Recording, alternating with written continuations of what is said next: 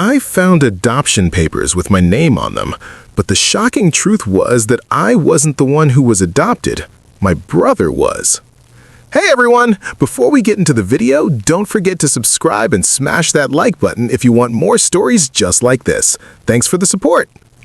My name is Owen, and I'm 16, and for my entire life, I've been living a lie.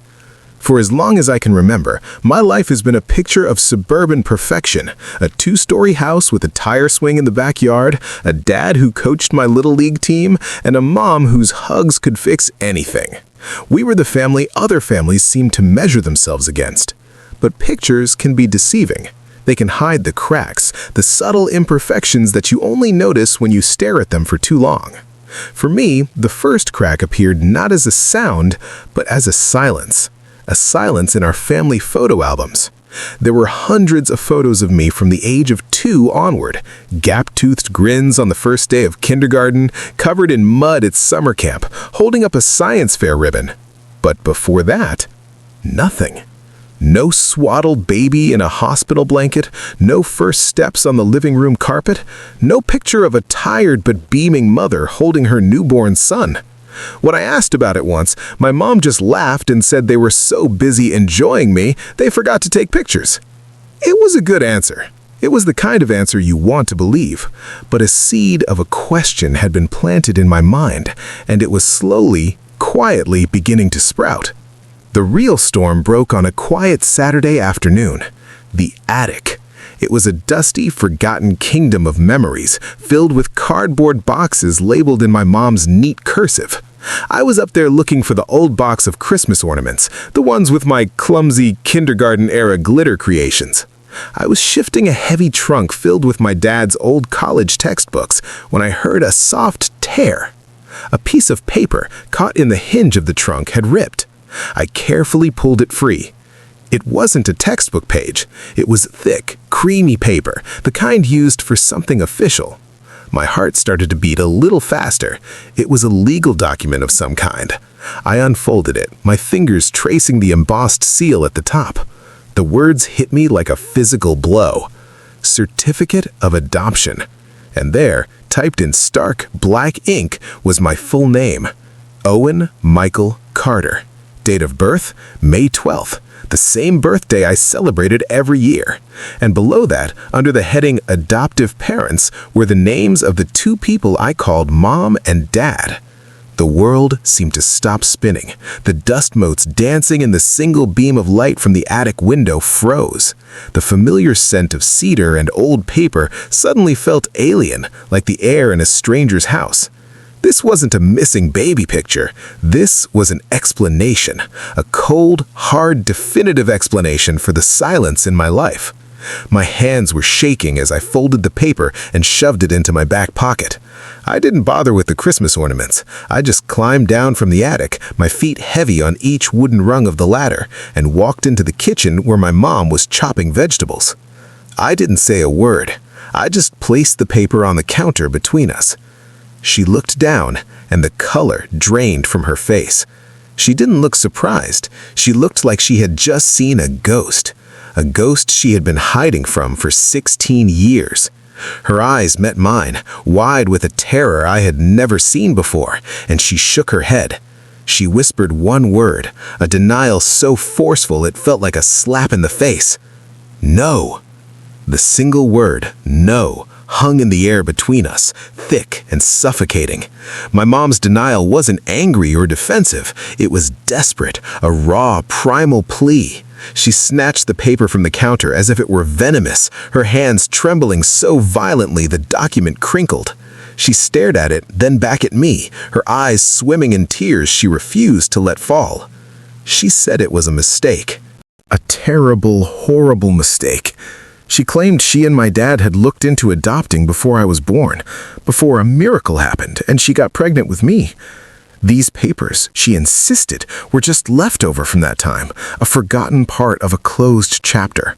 She said my name was on them because they had already filled it out, a hopeful placeholder for a child they thought they would have to find. It was a plausible story. It was a story that, a day earlier, I might have accepted without question. But the look in her eyes, the sheer, unadulterated panic, told a different story. It was the look of a person whose deepest, most guarded secret had just been laid bare. The next few days were an exercise in emotional torture. The house, once a sanctuary, became a pressure cooker of unspoken words. My mom followed me around like a shadow, her presence a constant, humming anxiety. She made my favorite foods, bought me the video game I'd been watching, her actions a frantic attempt to bribe the truth back into its box. My dad, on the other hand, became a ghost. He would leave for work before I woke up and come home after I was in my room. At dinner, he would stare into his plate, a silent, brooding accomplice to my mom's charade. Their behavior only confirmed my suspicions. This wasn't a misunderstanding. This was a conspiracy. I started my own investigation, a silent, covert operation within the walls of my own home. I became an expert in moving silently, in listening at doors. I scoured the house again, this time not looking for what was missing, but for what was hidden. I went through every box in the attic, every folder in the filing cabinet in my dad's study. I found tax returns, old mortgage papers, my parents' marriage certificate. All normal, all exactly what you'd expect to find. I was about to give up, my frustration mounting, when I decided to check my mom's closet. It was a place I never went, a sacred space of her perfumes and scarves and neatly hung dresses. Tucked away in the back, behind a row of winter coats, was a small, locked wooden box.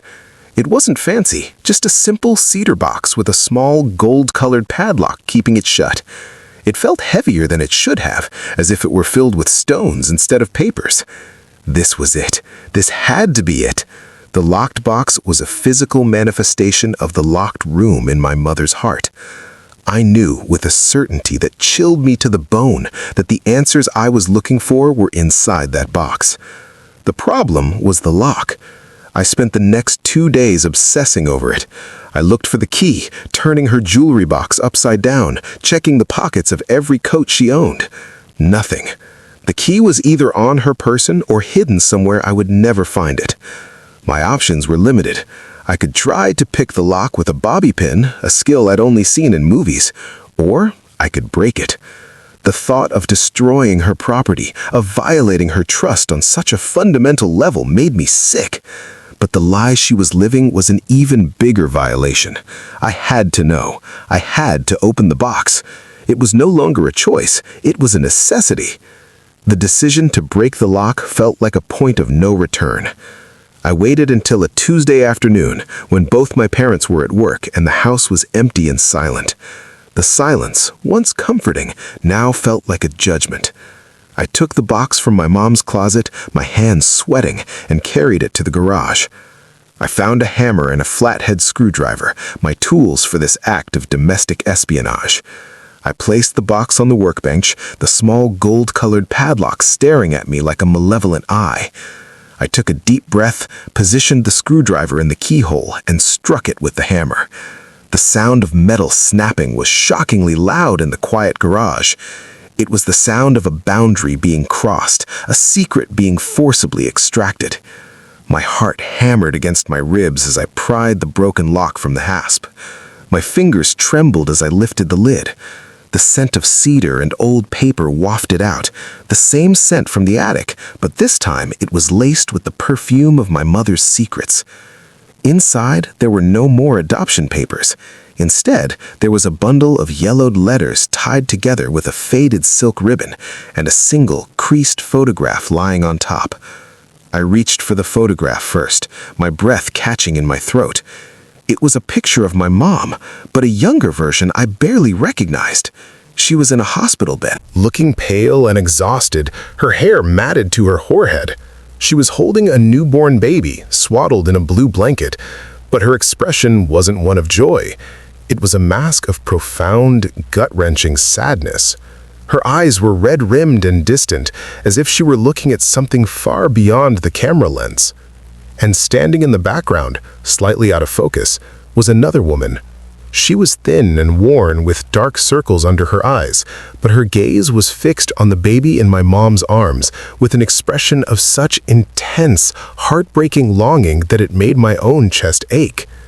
I carefully set the photo aside and untied the ribbon.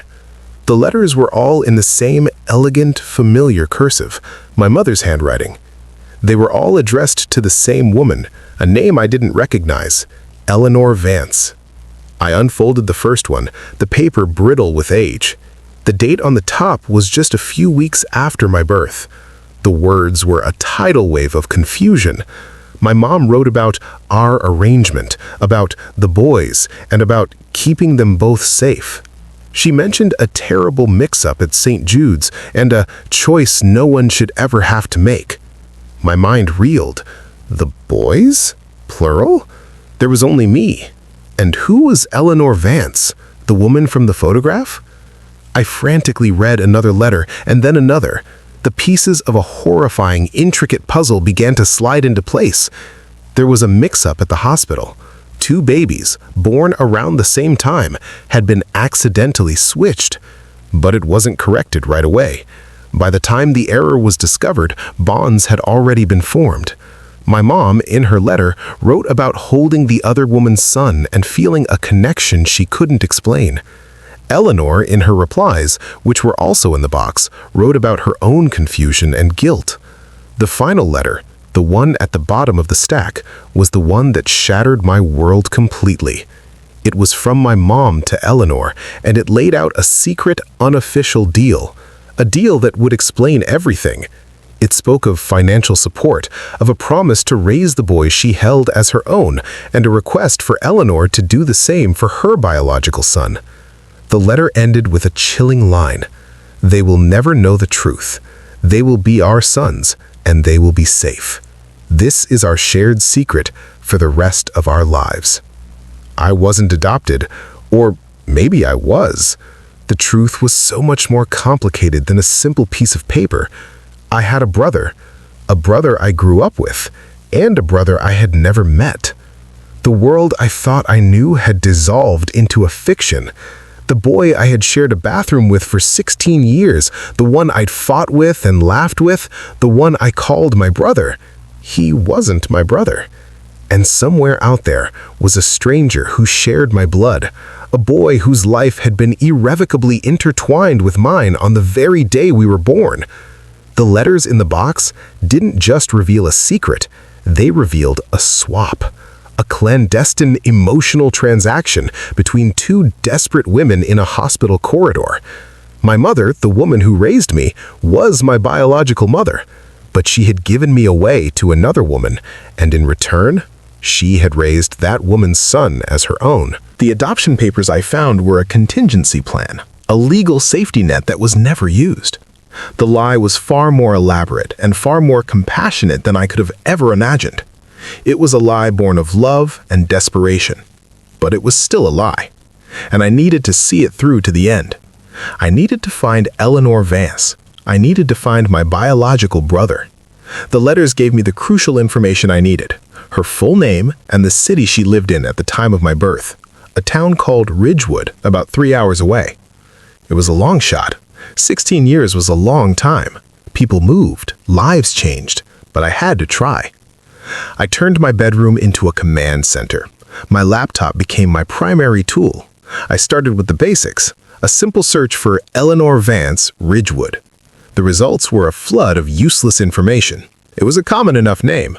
I tried adding keywords, St. Jude's Hospital, nurse, anything that might narrow it down. Nothing. I was hitting a wall of digital anonymity. Frustration gnawed at me. I felt like I was standing on the shore of a vast ocean, knowing the treasure was somewhere out there, but having no map. Then I remembered a detail from one of the letters. Eleanor had mentioned that she was a pediatric nurse. I altered my search, focusing on professional networking sites and hospital staff directories. I spent hours sifting through profiles, clicking on links, my hope dwindling with each dead end. Just as I was about to give up for the night, a result popped up on a lesser-known professional alumni site for a nursing program. It was an Eleanor Vance, class of 1998. The profile picture was small and grainy, but it was her. I would have recognized those sad, beautiful eyes anywhere. The same eyes from the photograph. The profile listed her current city of residence. It wasn't Ridgewood. It was a different town, a place called Millfield, even closer than I had thought. A quick search on a public records site confirmed she still lived there. I found her address. It was real. She was real. The reality of what I was about to do crashed down on me. This wasn't a game anymore. I was about to walk into a stranger's life and upend it with the truth. I could call, I supposed, but how do you start a conversation like that? Hello? You don't know me, but I think you might be my mother's biological son's mother, and by the way, I'm your son's brother? It was impossible. This had to be done in person. I had to see her face when she saw mine. I had to know. I went online, my hands shaking, and booked a bus ticket for the next afternoon. I packed a small bag, my movements mechanical. I left a note on the kitchen table saying I was staying at a friend's house for a couple of days. As I walked out the door, I glanced at the family portrait in the hallway. The four of us, smiling. A perfect family. A perfect lie. And I was on my way to uncover the truth. The bus ride to Millfield was the longest 3 hours of my life. Every mile marker that passed felt like a step further away from the boy I thought I was, and a step closer to a reality I couldn't comprehend. The landscape outside the window blurred into a wash of greens and grays, a reflection of the chaotic jumble of my own thoughts. I was angry at my parents for their deception, but I also ached for the impossible choice my mother had made. I felt a strange sense of loyalty to the brother I had grown up with, a protective instinct that warred with the magnetic pull to find the brother I never knew. When the bus pulled into Millfield Station, the air felt different, heavier. I followed the directions on my phone, my heart a frantic drum against my ribs. The walk to Eleanor Vance's house took about 20 minutes. It was a modest, well-kept house on a quiet, tree-lined street, the kind of place where nothing extraordinary was ever supposed to happen. I stood across the street for a long time, just looking at it. Behind one of those windows lived the answer to the question that had been haunting me. Behind one of those windows lived the other half of my story. Taking a deep breath, I crossed the street and walked up the paved path to the front door. My knuckles felt cold as I raised my hand to knock. The sound echoed in the quiet afternoon. A moment later, the door opened, and there she was, Eleanor Vance. She looked older than the woman in the photograph, the lines on her face deeper, but her eyes were the same. They were kind, intelligent, and filled with a deep-seated weariness. When she saw me, her polite, welcoming smile faltered. Her eyes widened, not with surprise, but with a slow, dawning recognition. It was as if she had been expecting me, or at least a version of me, for 16 years. She didn't ask who I was or what I wanted. She just stared, her hand flying to her mouth to stifle a gasp. She knew. She saw my mother's face in mine, and she understood. She stepped aside without a word, a silent invitation into her home. The inside of her house was neat and cozy, filled with books and plants. It felt like a real home. She led me to the living room and gestured for me to sit on the sofa, her movements slow, as if she were in a trance. She sat in a chair opposite me, her hands clasped tightly in her lap. The silence stretched for a long time before she finally spoke, her voice soft and raspy. She asked me if my mother had finally told me the truth. I shook my head and told her I had found the letters. A single tear escaped and traced a path down her cheek. And then she told me everything. She confirmed the story from the letters, the mix-up at St. Jude's, the two newborns, me and her son, Liam. She told me about her own desperation. She was a single mother, sick, with no money and no family to help. My parents, she explained, had struggled for years to conceive and were told my mom's difficult delivery with me meant they couldn't have more children. They fell in love with the baby they were given by mistake, Liam. So they made the deal. A deal to save both boys and give them both a stable, loving home. She would raise her biological son, me, with the financial and emotional support of my parents, and they, in turn, would raise Liam as their own. She pulled out a photo album from a drawer. The first page showed a picture of her holding a newborn baby, me. And in the photos that followed, I saw my own life unfold, but from a different angle. my first steps, my first day of school. Photos she had taken from a distance, standing across the street, a silent, hidden witness to my childhood. Then she turned to the last page. There was a recent photo of a teenage boy. He had my mother's smile and my father's eyes. He was my brother, and he was a complete stranger.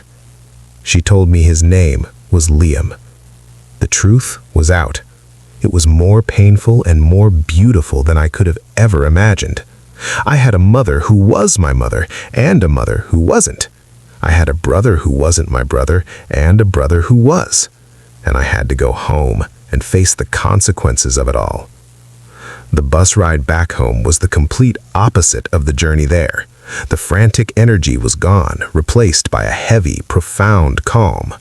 The truth, no matter how strange and painful, was a weight, but it was a solid, knowable weight. The uncertainty had been the worst part. Now I had facts. I had a name, a face, a history. I was no longer just Owen Carter, the boy who didn't belong. I was a part of two families, a bridge between two intertwined stories. When I walked through the front door, the atmosphere in the house was electric with unspoken fear. My mom was pacing in the living room, her face a mask of anxiety. My brother was sitting on the couch staring at the TV, but he wasn't watching it. He was just waiting. My dad was standing by the window, his back to me, a rigid silhouette. They all knew. They knew I knew. I didn't shout. I didn't cry. I just walked into the center of the room and laid it all out, my voice quiet and steady. I told them about the box, the letters, the trip to Millfield. I told them about Eleanor and about the photograph of Liam. I watched my brother's face as I said the name of the boy who was supposed to be his biological brother. He looked confused, then hurt, his world crumbling just as mine had. My mom finally broke, a sob tearing from her throat as she sank onto the couch. She didn't try to lie anymore. She told me her side of the story, her voice thick with regret and love. She spoke of the instant, overwhelming bond she felt with the baby she was handed by mistake, a baby she named Liam. She spoke of the agony of handing me, her own flesh and blood, to another woman, even if it was the only way to ensure Eleanor could keep me. She told me she loved us both, and that the secret had been a prison for her for 16 years. My dad finally turned from the window, his face etched with shame. He admitted he had gone along with it to protect my mom, to build the family they'd both so desperately wanted. In the days and weeks that followed, our family didn't break, but it was fundamentally, irrevocably altered. The lie was gone, but in its place was a complicated, messy, and painful truth. My relationship with my mom became a delicate dance of forgiveness and understanding. I saw her not just as my mother, but as a woman who made an impossible choice out of a desperate love. The boy I grew up with, Liam, struggled the most. He retreated into himself, grappling with the fact that his entire identity was a construct. We started seeing a family counselor, trying to navigate this new, strange landscape we found ourselves in. And I started talking to my other brother, my biological brother, the other Owen. We began with tentative, awkward emails, then moved to hesitant video calls. We looked alike, in the way strangers sometimes do. We shared a sense of humor and a love for the same obscure sci-fi movies. We were two boys separated at birth, trying to build a bridge across a 16-year gap. We are not a normal family. We may never be.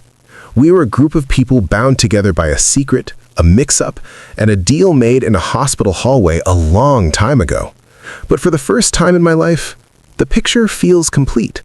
The silence in the photo albums has been filled, not with old pictures, but with a new, complicated, and breathtakingly real story. A story that is finally and completely my own.